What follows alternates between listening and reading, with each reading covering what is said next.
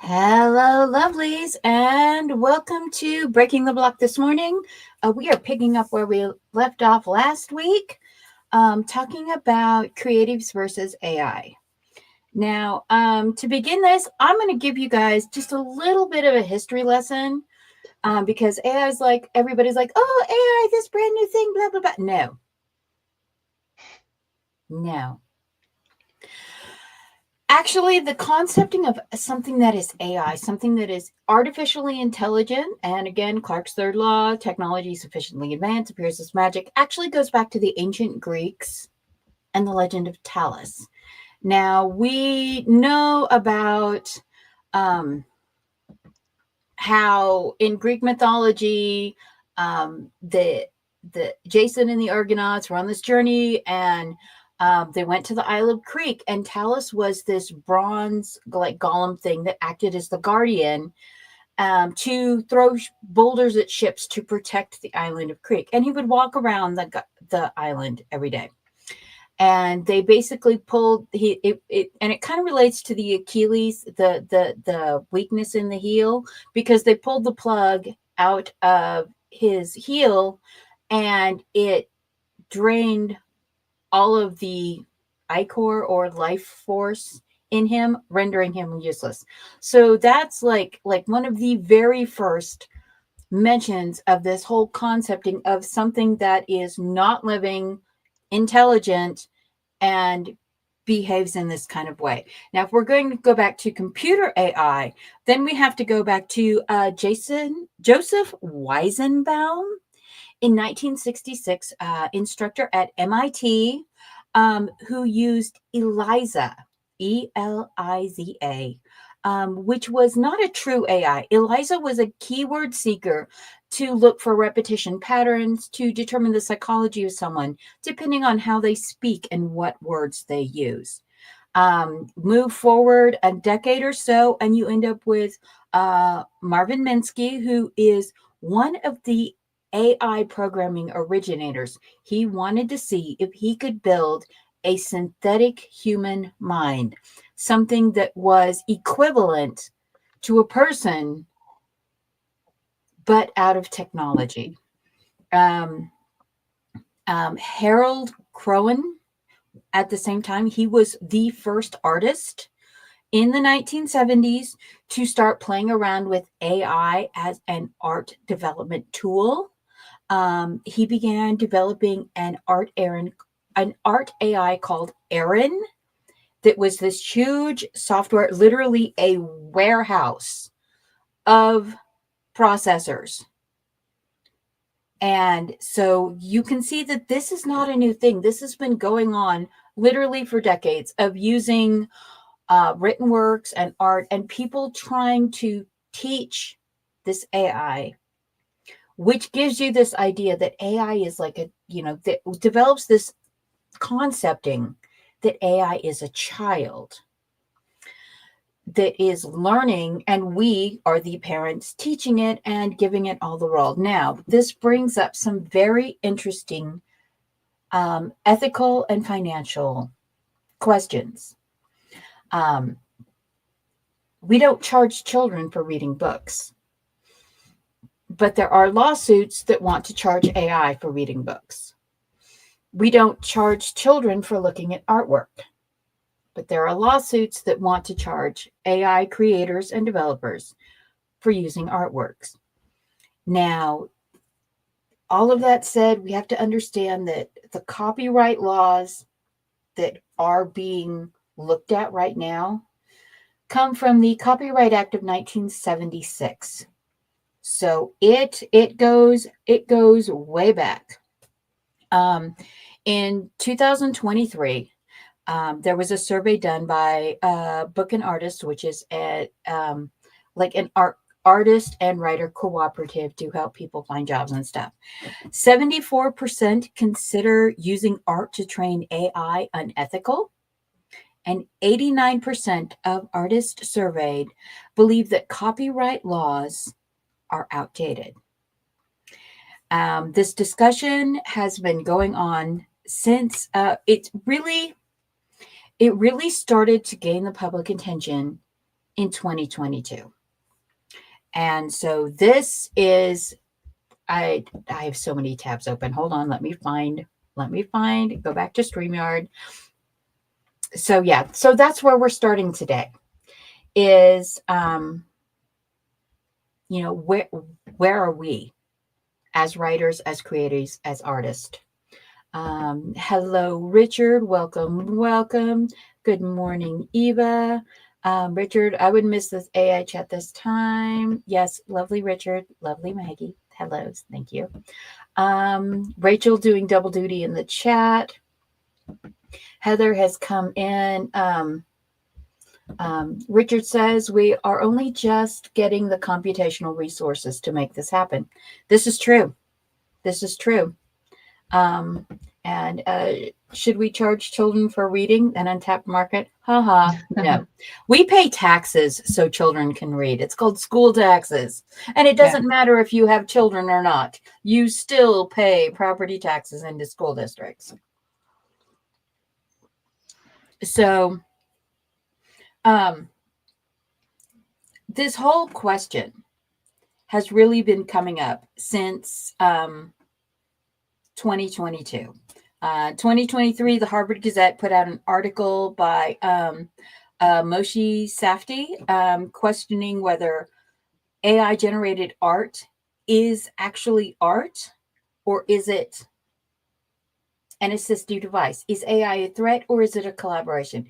Now, he had some very interesting arguments of using generative versus non-generative AIs. He uses, he is a architect, not a mathematician. So he creates things and then he uses AI to do the math for him. So he's using it as a non-generative tool. He is not creating with the AI. He is using the AI to use do the brain work. And we all use non-generative AI so much. We use it every time we use our traffic map on our app, on our phone, on our car to get around a traffic jam, the computer. All it is, the AI algorithms, all they are is pattern generators. And they look for solutions. If there is a blockage in one part of the pattern, i.e. the freeway is backed up, it looks for another pattern, another route to go around it. And that is non-generative AI. We use it all the time. We use it in editing, in grammar checkers, in spell checkers. But now we are moving into this realm where they are using AI grammar checkers and AI spell checkers because they are using collective works to train these AIs. And this is where the whole thing with what is fair use and what is copyrighted or trademarked use comes into play. Now, there is a very interesting case going on. This is a case precedent of AI being recognized as artwork is in 2022 at the Colorado State Fair Art Competition. The guy who won first place for his digital painting was a man named Jason M. Allen. He used Midjourney to create his artwork. Hundreds of hours of prompts, then he adjusted it with Photoshop. People were shocked. They were like, oh, this is so cool that you could do this with AI. In 2022, everyone thought it was amazing. Now in 2024, when he tried to get a copyright on his artwork, the U.S. Copyright Office said, no, it contained too much AI. He cannot get a copyright on any of his images created with AI.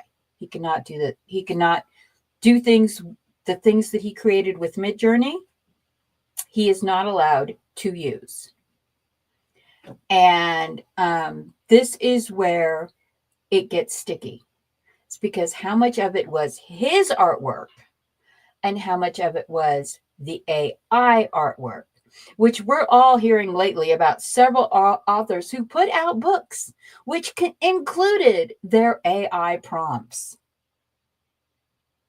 So it bleeds into this thing of how much is actual created and how much is pattern generated. Right. Yeah, Richard, I used AI yesterday to do some donkey work in processing some pages. I decided to typewrite yesterday, save me from very boring, monotonous job of converting and correcting that. Ideal cause. I don't have a problem with using AI tools as a first port of call for the editing process, but this would never be in place of a human editor. ProWriting Aid does assure that no uploads of material is to train their AI models, and they use for manuscript critiques, etc. And I'm fine with that. Yes, and we all know that there is a crowdfunding company that is set up now called Scribes that is basically AI for authors. You send them your rawest, roughest draft, and for $5,000 to $12,000, they will refine it using AI to rewrite your draft, to format your draft, to fix your draft so that you can publish. Now the question is, did you write that book, or did the AI that these computer programmers, not a writer in the bunch, they are writing, they are programmers and marketing people. Yeah. There is not a, if you look at their website, there is not a writer in the bunch. They got tens of millions of dollars for this startup. And what gets me is their pricing. It's like you could do that for It's called Scribe, half their Richard. price. Yeah, yeah, You yourself could do it for half that price. yeah. It's we talked about it like 2 months ago, I think is when Mm-hmm. it dinged on my radar, and I Yeah. was like, what the what? And I went and looked them up, and they don't have anybody with a writing degree, anybody who is any kind of a writer.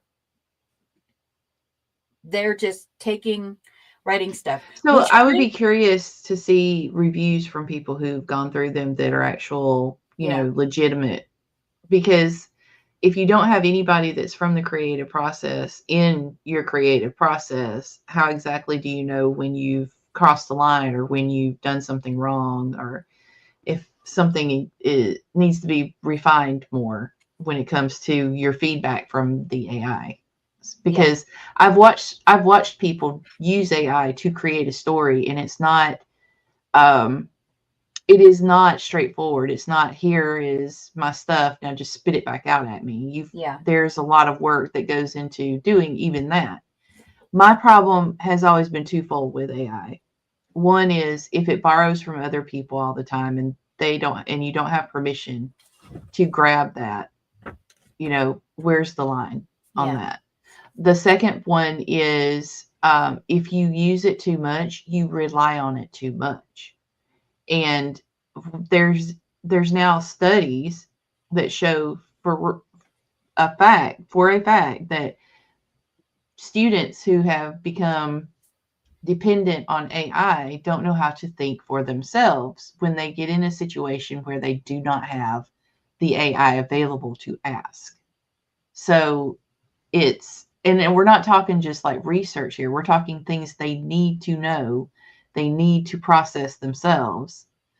Um, that's kind of frightening to me. I want my kids and everybody's kids to be able to think for themselves first. If they want to use AI as a tool, that's fine, sparingly, but if you've become absolutely dependent on it to the point that you have yeah. to ask it every little thing, Then then is it's not a tool, it's a crutch. Yeah, it's a crutch. my daughter my youngest graduated um high school 2 years ago, and 80% of her senior lit class failed multiple assignments because they were writing them with ChatGPT. They were writing their assignments with AI, and instead of writing them themselves. And she would write them and have me go over them to edit them and to make sure, you need to tweak this, you need to do this, you need to adjust this, because, you always, that human eye for something, you can tell if it reads right. And, a few months ago, about 6 months ago, I was going to do a thing on the uptick of the Chinese AI story channels. And out now there's nearly 100 of them. And there's everything from romance stories to sci-fi stories. And it's not just the Reddit stories. It's not just HYF Reddit stories. There are channels where literally they are recycling through AI written content, and there are now over 100 channels that I know of. Some of them tell romances, some of them tell reborn stories, some of them tell zombie stories, some of them tell apocalypse, global disaster stories. It's all these different kinds of story things, ghost stories. I find the Chinese ghost stories very, very interesting. Just because it's a different sphere of mythology than I grew up with. But there's now hundreds of these channels that have these 40-minute to 1 hour videos that is just a mostly first person story. Usually the translation AI has screwed up the pronouns. That is the he, she, his, hers are constantly flipping around because in English, we do not have genderized nouns. So his, hers are specific for the character and not the object. Whereas in the Spanish descent languages, Italian, there are masculine and feminine nouns. So yeah, you can pretty easily study them. But it's very interesting what is going on. And Esther, even if you could legally borrow from others, your voice as an author would disappear. And this is where the battle is coming from. So I'm going to talk to you about a case that is being handled by Judge William Orrick, and it is basically 10 artists versus AI developers, stability and stable diffusion. Now, Judge Orrick has made a ruling recently that allows for contributory copyright and trademark claims, which means that the AI programmers have taken a significant contribution from these artist works without properly crediting or associating the copyrights of these artist works. Yeah, Esther, they're interesting. So the problem is while he is allowing for the trademark and copyright claims, he has dismissed any breach of contracts for unjust use and the breach of the DMCA, which is the Digital Millennial Copyright Infringement Act. Now, the DOCMA is a bad thing for us because there's a thing they do called scraping. And scraping is where they basically comb through the internet and just it's like the cat clawing on the couch. They're just clawing on it to get all this information to stuff in the AI. And we all got, a few years ago, we've been watching them talking about Gmail using this and Meta using private Facebook chats to program their AIs. And this is called scraping because they're just like, it's like scraping off the paint. They're just taking everything. And it is going on. It has been going on for about 3.5, 4 years now. And originally in 2022, 2023, most of 2024, the judges were allowing for the claims. They were like, okay, you've been able to prove that, they used your work. And so, yeah, they owe you some money. They owe you an apology. But the problem is there is a thing in art. Everybody's written work, everyone's artwork is basically protected under the Copyright Act of 1976. That is how old the laws are. And technology has gone completely crazy about it. And we're so far ahead of it now that it falls on the plaintiff to prove what they're doing. Now, back in October 2023, Judge Orrick did initially dismiss the case for lack of clarity, which is the thing that everyone is running into now. is lack of clarity, being able to prove exactly what was used and exactly what laws were broken. The need to prove exactly which artworks specifically or which written works specifically were used to facilitate the infringement. All legalese, it's basically exactly which piece of your art did they steal.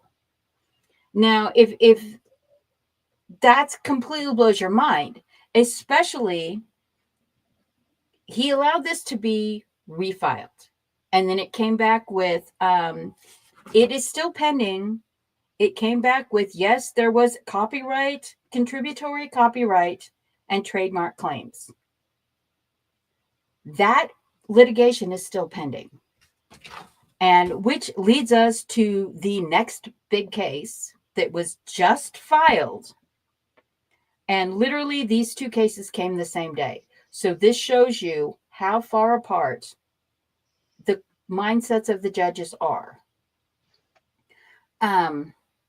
Judge Oryx stated that the programs were created to facilitate purposeful infringement by design. Right. So Judge Oryx sees this as the creators purposely designed these programs to take things others have created and alter them. Now, there is a thing in the Copyright Act of 1976, which is called the fair use, which means that if you significantly change an artwork, it becomes its own individual piece of artwork. And because that is specifically what AI was designed to do, where do the artists fall? Do they end up like Jason Allen and unable to copyright an artwork that he created using hundreds of hours of work and prompts and then adjusting it in Photoshop? Where do this fall? Esther says private conversations, the amount of bad grammar. Yeah. AI is spewing the worst things. Yeah. There's also the people who jumped on that train about if you use em dashes or ellipses, you're writing with AI. No, the reason AI uses em dashes and ellipses is because authors use em dashes and ellipses. Yeah. And these are punctuation convention. One goes back to the 1700s. One goes back to the 1500s. So yeah, a little bit of research there.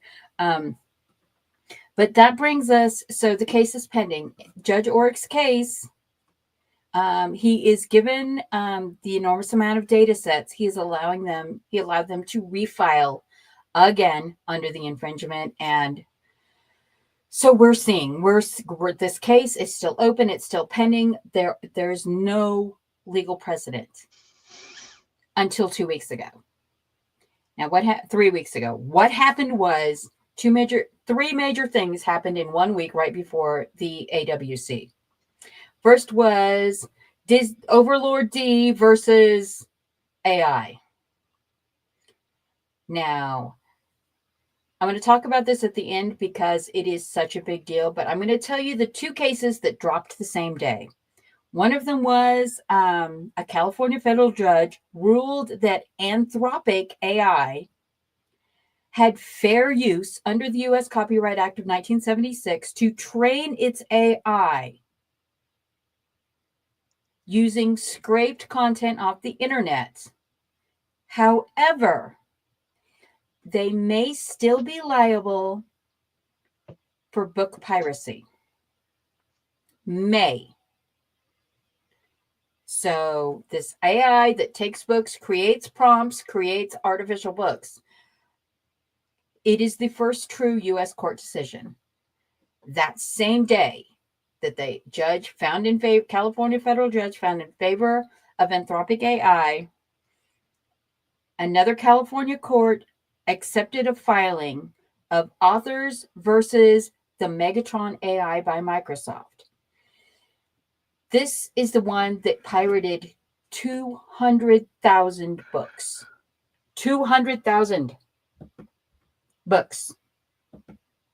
Not old books, current books, things from the New York bestseller list, things from the Chicago Times bestseller list, things that current books, like in the last 5 years books. And there was an article about a month ago about how you can search to see if your book is in this that was going around.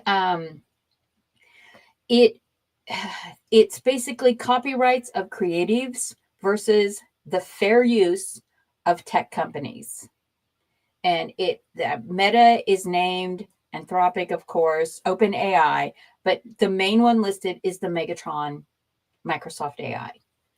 And the authors are suing to block Microsoft's infringement, and they're seeking damages of $150,000 per book. That's a lot of money.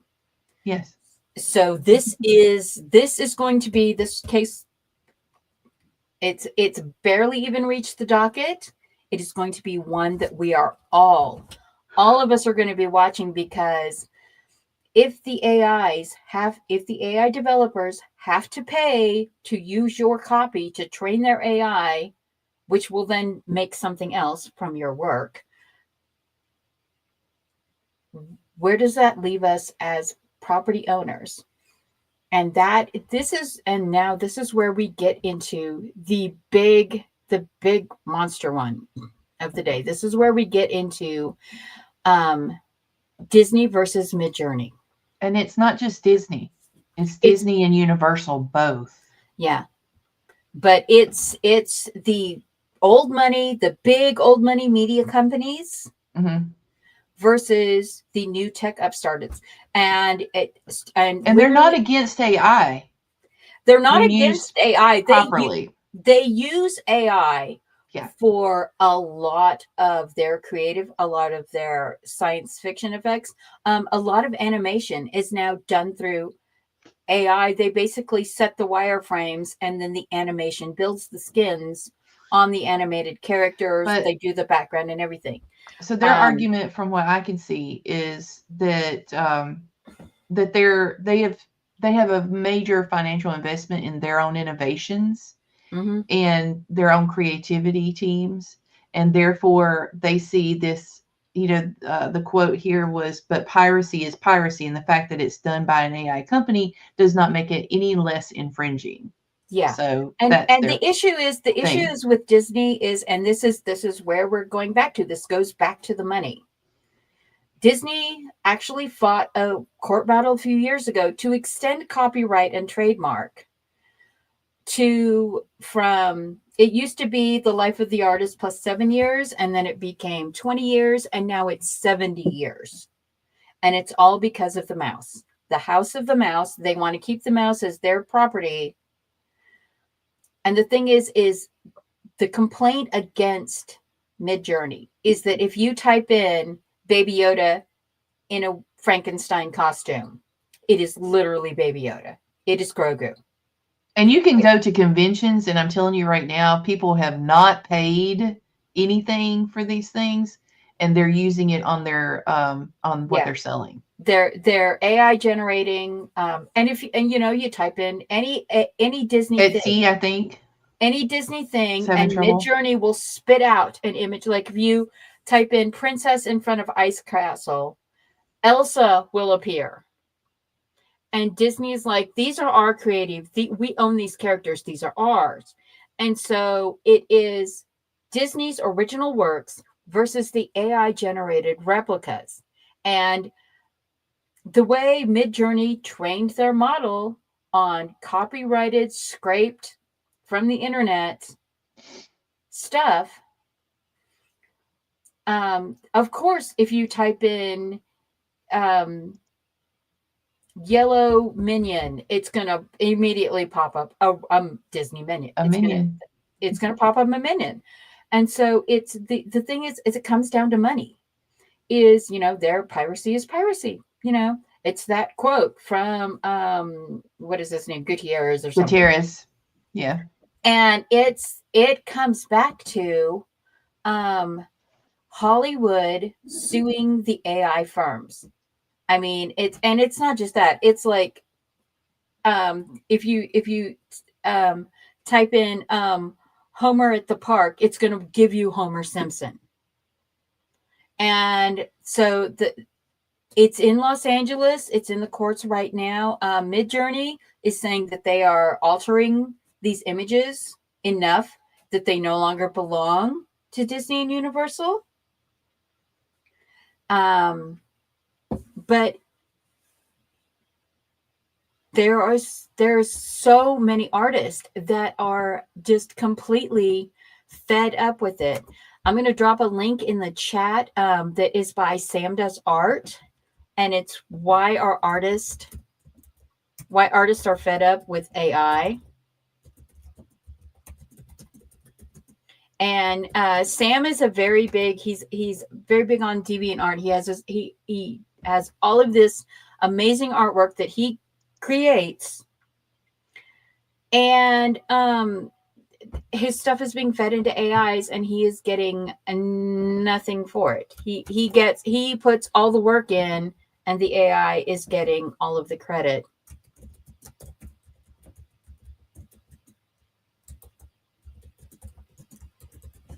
And there's also his blog. There's his blog. There's also the idea of originality and stuff wherein you're like, okay, so especially in competitions and things where this is like life-changing moments in for people, and what do you do when you know that somebody who won that competition used AI? Yeah. And it's like, but it's a competition for creative juices, like you're supposed to be using your own. At the Colorado State Fair in the art competition in 2022, the grand prize went to an AI generated artwork. And it was a beautiful piece. It was a beautiful piece. But is it art?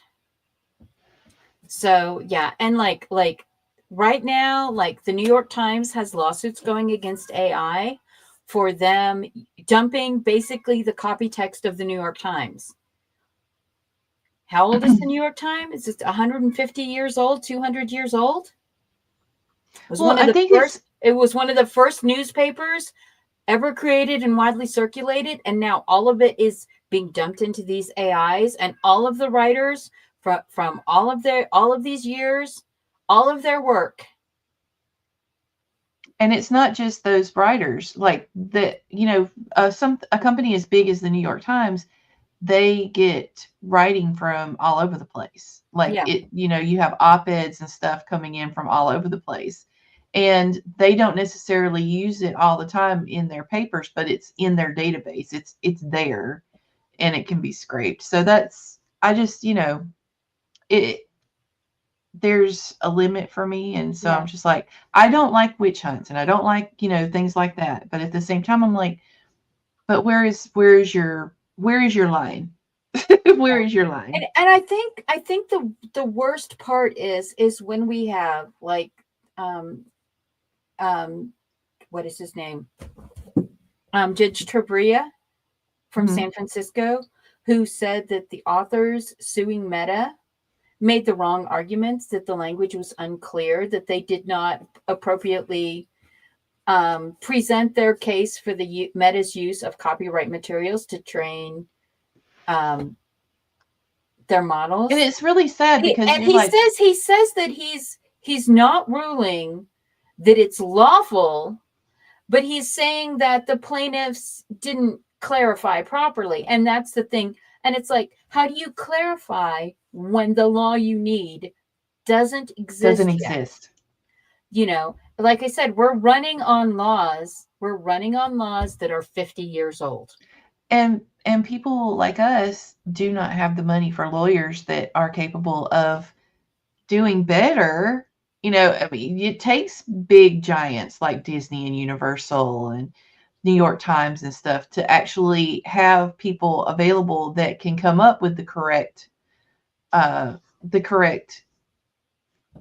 wording for the law, and again, like Maggie says, like, these laws have been in place since the 70s. It's not changed. So they have not added to it as technology has changed. And The only thing, Yeah. I think the music industry is the only thing Yeah. that has even touched on it. The music industry, when they took down, oh my God, I was talking about it last week. Napster. Napster. And I can't remember the other one. Napster is the big one though. Yeah. When they took them down, that was a success. That was a success against pirated material. But now they are saying that, well, that was people sharing materials. And this is just, we're stuffing all this material into a thing. And then people pull other things out of it. We're not sharing. They're not one for oneing it like they were with Napster. Mm-hmm. The other issue is, and this is the one, and these are the cases that we really need to start paying attention to, because the West Coast judges, their ideas, and the East Coast judges have different ideas about this. And maybe it's the Silicon Valley influence, who knows? But there's this idea that the AIs are children and they're just being taught things and they're just spitting out things, but their numbers, they're binary. They are taught to look for patterns. They're taught to compare things. So it all depends on what you are seeing to compare it. Apples, it's not apples to oranges. It's green apples to red apples. And, right. They're both apples, but they're green apples and red apples. And so it's going to be very, very difficult. But there's a case precedent where a judge on the East Coast decided that from now on, all of these AIs, that anything used to train these AIs has to be kept as public record, which means your chats, your emails, your documents that go into these AIs, no matter how private they are now public record. And this extends to your AI chatbot that you have on Instagram or Facebook, your virtual AI chat friend,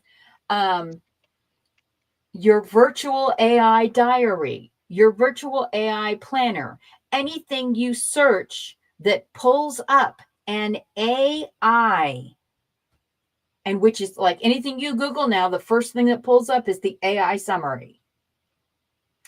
And AI will lie to you and tell you what you want to know. And that was very evidenced by the Chicago Sun-Tribune 20 things to read this summer list, which was a list of books.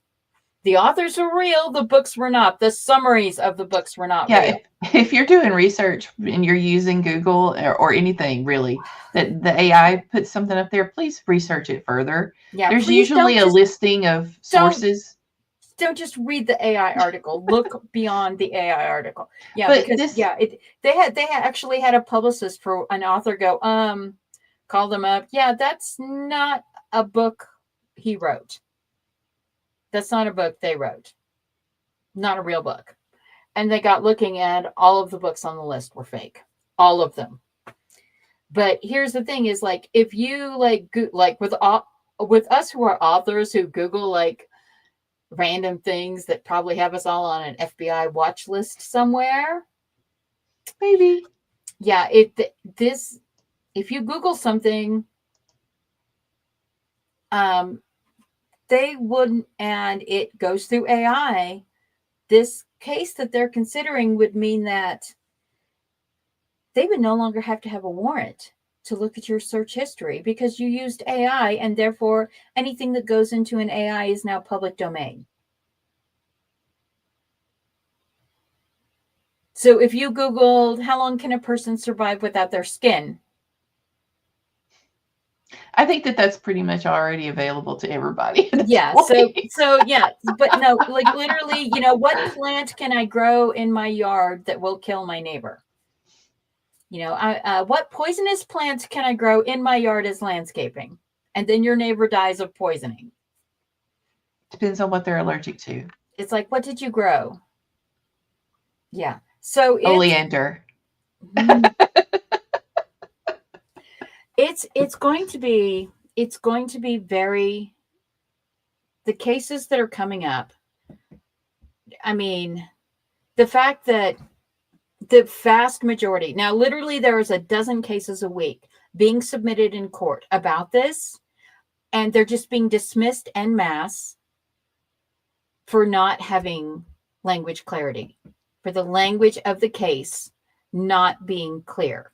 Now, the cases to watch, and this is from the Barker Law website, is Advanced Local Media versus Cohere AI Systems. This is like the Atlantic newspaper and other newspaper publishing houses are accusing Cohere of direct copyright infringement to create and operate their AI. So, and it's going to be a significant fair use case because you have licensed marketed content versus content scraped. This is very similar to the BBC case that is going on right now, which is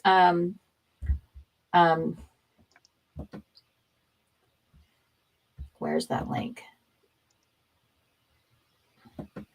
I'm sorry, I have so much up right now.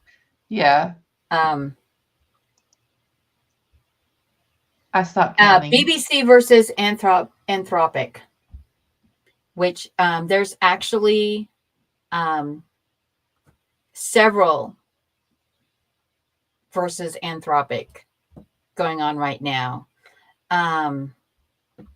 That is from Frost Brown Attorneys at Law. That's a UK law firm. Anderson versus Stability AI, which is visual artist. It's a law group that has taken on a bunch of these visual artists that are alleging direct and induced copyright infringement, DMCA violations, fake endorsements, and trade claims by Stability, Stable Diffusion, Dream Studio, and Midjourney. That they have gone through and taken all of this artwork from DeviantArt and have put it into their AI. So now who is responsible for that?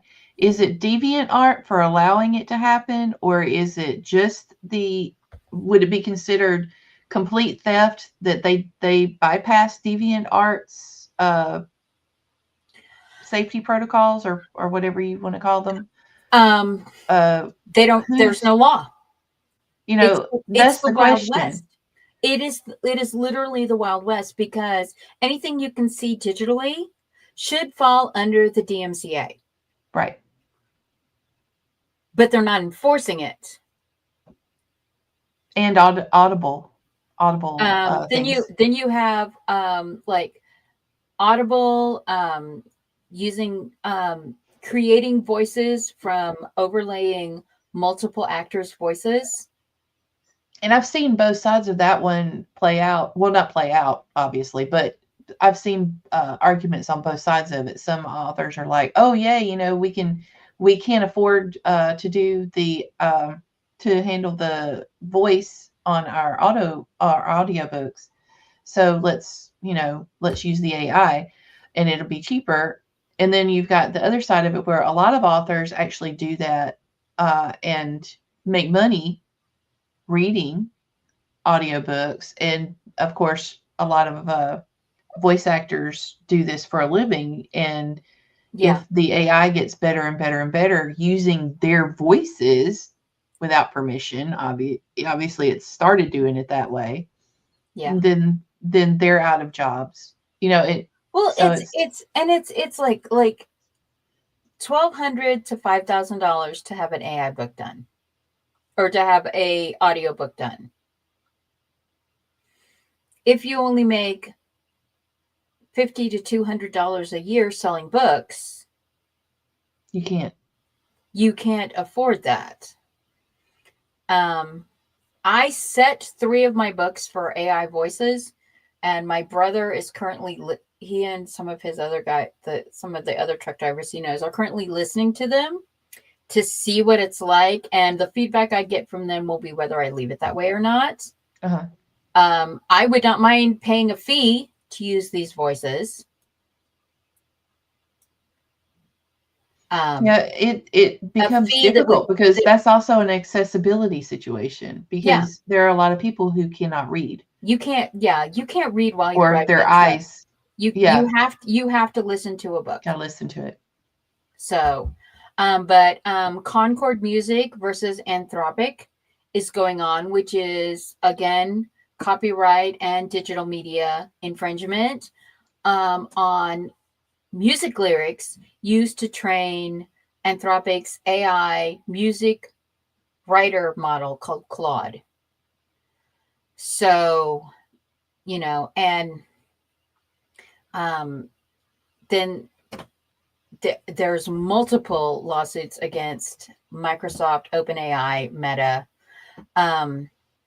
Google Generative AI is facing a lawsuit by scraping written works to train Gemini.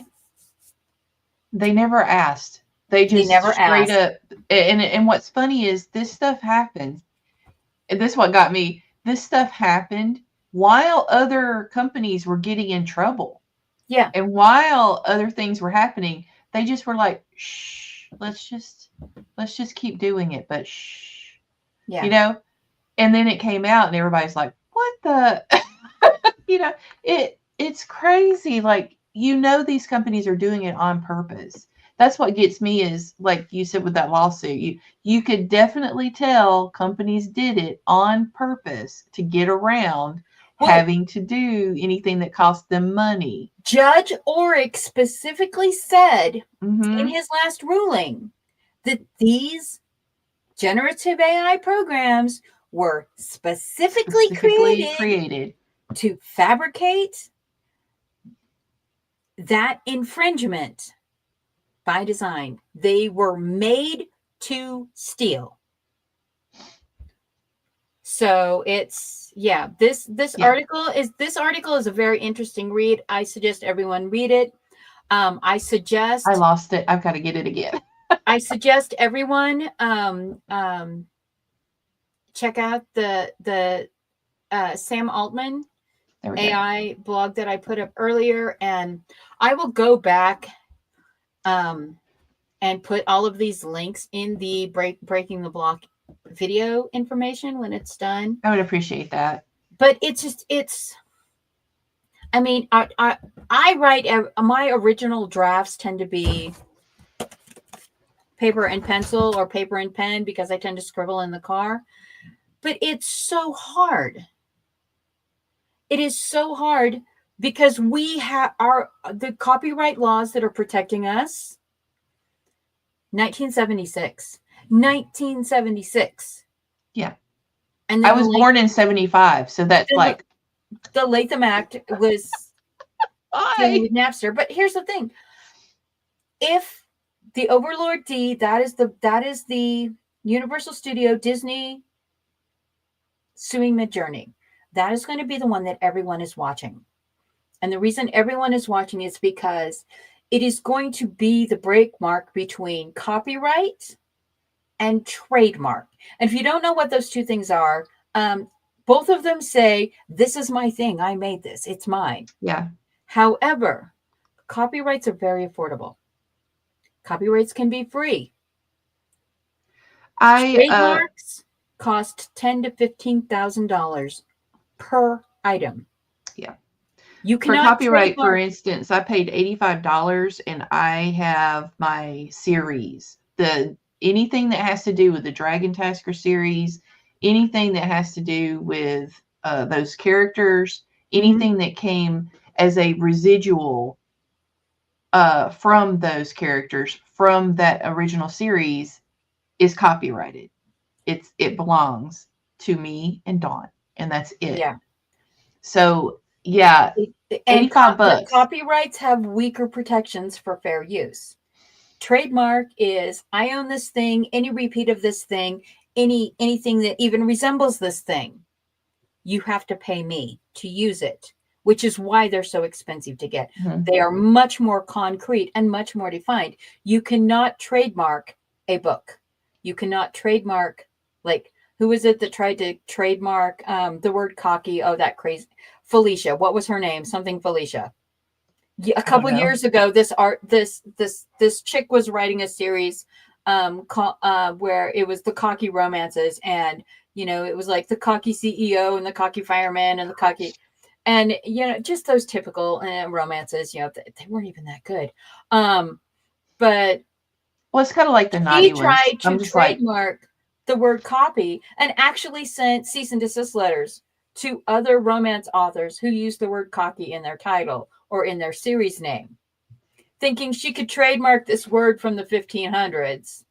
no. And she didn't even have permission to trademark it in the font she tried to trademark it in. And it was just like, it was absolutely ridiculous. It was this absolutely ridiculous thing. And she got so slapped down by the writing community. Just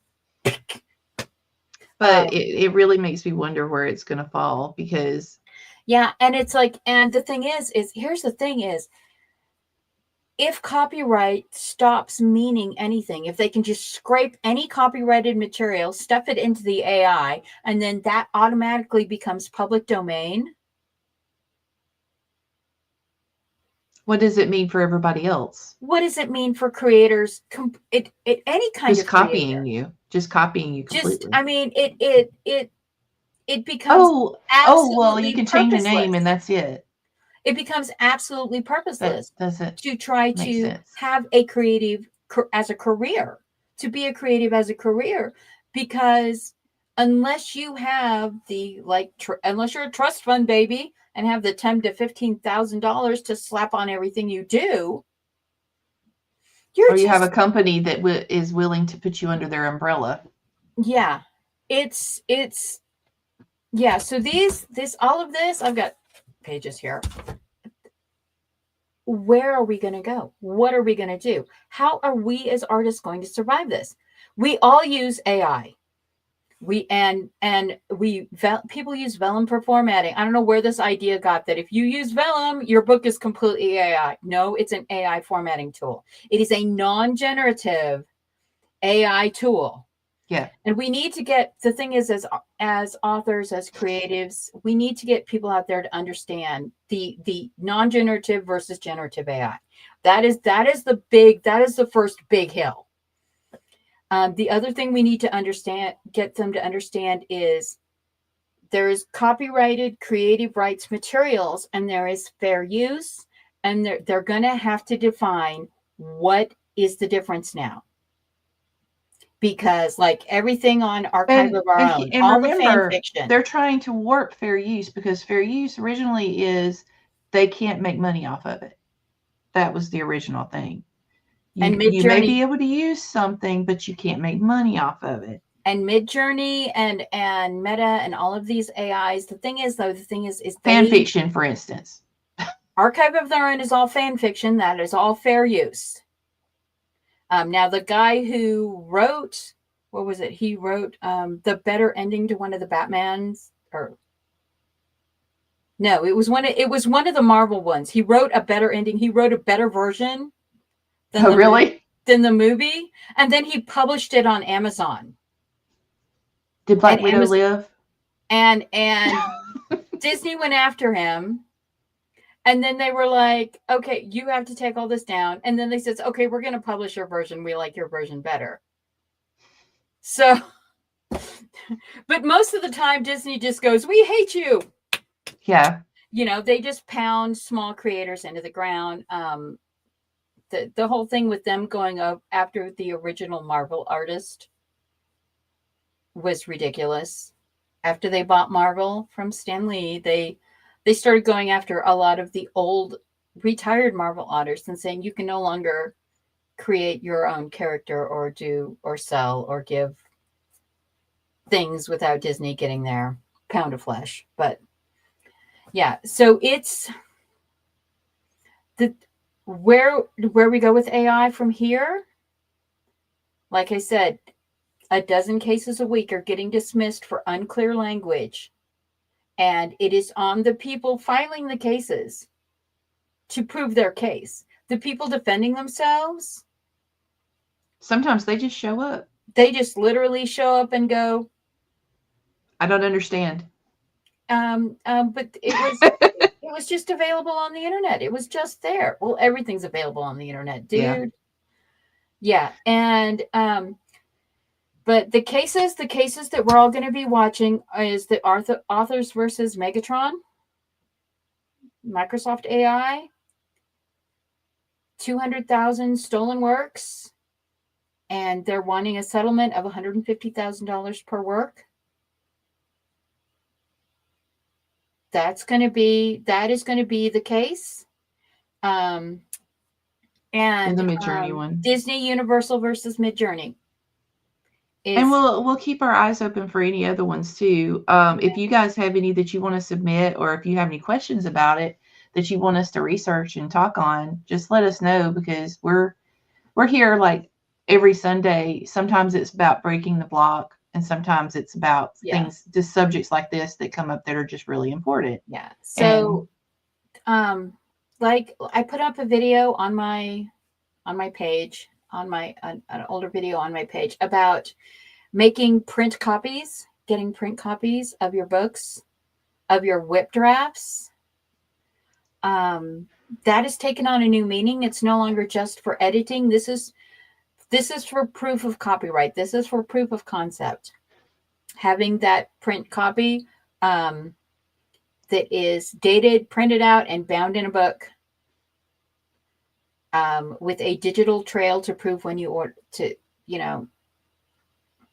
unfortunately, this is something that we're going to have to look at, because where does copyright end and where does fair use begin? And how much change from a copyrighted thing is it going to take? Because right now there is no line.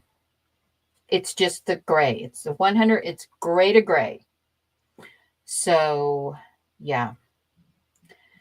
And these cases in 2023, a lot of the cases were getting settled for the plaintiffs. In 2024, it began swinging back and forth. By 2025, March 2025, Delaware federal judge ruled that they are not allowed to use written court briefs to program an AI lawyer, because those are legal documents and property of the lawyer who wrote them, because they have to be using court-cited cases becomes the property of the lawyer or the law firm that presented them. That was the last case in our favor as far as being writers go. And the case with Judge Orrick is still going on. It is still ongoing. It is still on the plaintiffs to prove grievous harm, that feeding this into the AIs harmed them, caused them to lose money, caused them damage to their reputation. The Authors versus Megatron. So, yeah. And the Judge Cabby and the Anthropic fair use case. They might be liable for piracy. They have to prove the piracy of the individual art pieces and books. So it used to be that divorce law was the big court tie-up thing. Now it's going to be AI. Intellectual property versus AI. Yeah. So, yeah. Thank you all for coming today. We appreciate everyone coming. We appreciate everyone adding to the conversation. It is one that we will be having again this time next year. Probably. And the year after that, and the year after that, and the year after that. So, is non-generative AI a good tool for writers? Does it help? Yes, it does. Is generative AI a fun little thing to play with? Is it a good source for ideas? Or when you get blocked, do you want to put something in there and just see what happens? Yeah. But then where's the line? Where's the Yeah. line And drawn? Things you like know, that. it's like, ethically sourcing, we try to ethically source our food. We try to ethically source our energy. We And that's try a to whole ethically other source subject, how much all of it these costs things. us to And run now we're AI having to processors. ethically source our creativity. So be careful. I mean, they're bringing the 3 Mile Island power plant back online Yeah. just to power a data storage facility. That is how big this is. Yeah. Midjourney makes millions for an algorithm that creates from $1 billion industry of art, animation, writing. And all they did was zeros and Skill. ones, type in the code, and let the code spaghetti things out. They basically came up with the perfect patsy. Yeah. It's a pyramid scheme. It's the people at the bottom that all of their work goes into it, they get nothing or almost nothing out of it, and all of the money rolls uphill. Yep. To the people who aren't putting any more effort in. So, I mean, I appreciate the engineering and the scientific AIs. I appreciate that they are finding 100 inner system, potentially Earth crossing asteroids and meteors a month. I appreciate that. I don't want to die like the dinosaurs. Not that we could actually do something about it, but it'd be nice to know ahead of time. I appreciate Thanks for coming, guys. I appreciate that AI can find cancer now smaller than people can find cancer. As a cancer survivor, I appreciate that. Do I appreciate my book being crammed in my sci-fi world building that I spent 50,000 words doing and years working on? Someone can type in a dozen prompts and spit out something almost identical to what I wrote with bad grammar? No, I don't. There's a difference between analytical and creative. Yeah. The truth of it is the human touch is never going to go away, but the devaluation of the human effort is what we're facing right now. All right. I'm Mama Maggie Ward, independent author, stroke survivor, migraine overcomer. This is the lovely Rachel Adams, who is writing the Dragon Tasker series. I want part 4. I want part 4. It is hopefully on its way this week. So just look forward to that. I get to beta read. Yeah, sorry. And also the runner of aggressively helpful writing advice on Substack if you need it. All right. Thank you. Be blessed and have a very lovely day.